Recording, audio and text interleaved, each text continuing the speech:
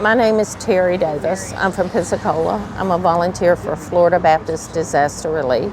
We respond after any major disaster in the state of Florida and sometimes go out and help other states as well. This is the third hurricane in this area in 13 months. The hurricane came through the last Thursday in September, and we've had a presence at this church site ever since then. We have a public number where people can call and ask for assistance. We've been taking calls from here all the way down to Naples, and we have received over 1,000 requests. We've completed in the range of 200 and something, and that too includes from here all the way down to Naples. We did have mass feeding going on here earlier where we partnered with the Salvation Army. We cook the food and they take it out and distribute it. Power is back up in this area now, so there's really not a need for mass feeding like we were doing before. So now we've moved into our cleanup and recovery stage. We cut trees, we put tarps on houses, we help people who have had water inside their house. We call those mud outs. And we have lots of those left to do in the range of 700 and something of those. Of course, the new hurricane that's out there in the Gulf is threatening, and it will be a challenge to continue to help people. We feel like we are called to this mission. We're doing God's work. We are interested in people's hearts as well as their physical needs. And so we will continue to minister as long as we have volunteers. So you guys sleep here on the site? We do. Oh, wow. We do.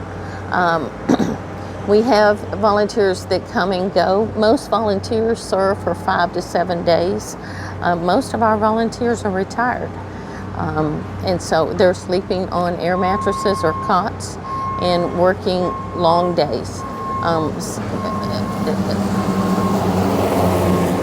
Some of them work 8 hours a day. Some of them may end up working 15 hours a day, depending on what position they have Right. and what new event comes up at the time. We do trainings in the spring to prepare our people for hurricane season. And we tell them they always need to be flexible and adapt to what happens today. One was expecting a second hurricane when we came here, so we're in the planning stages of how to adapt for that.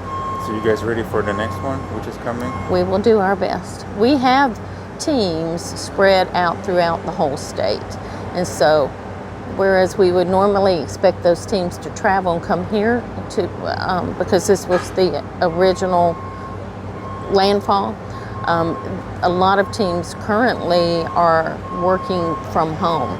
We have people working in Crystal River, in Inverness, in Fort Myers, Clearwater. So those teams are working at home. There's no point in them coming here when there's work to be done there. So you've been mentioning that you're from Pensacola. I am. Are you not worried about Pensacola? No, we were out of the cone last time. We appear to be out of the cone this time. Remember? Yeah, we've had lots of storms. The last hurricane in Pensacola was Sally, but we've had Erin and Opal. That was back in the 90s. We've had lots of hurricanes. My husband's been doing disaster relief for many, many years. We were involved with Hurricane Michael in Panama City, where you're from. We were there 4 months. It was awful. Hot mess, yeah. It was awful. This area had never had a hurricane recorded in recorded history until Adelia came through. And now they've had 3, and it's been devastating to this community.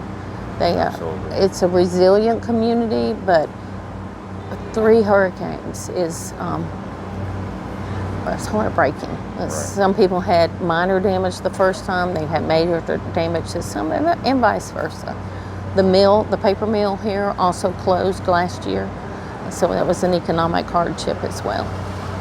So God bless Florida and all Yeah. states around. We never like to see them come, but it is an opportunity to share the love of Christ. We do this because of what He did for us.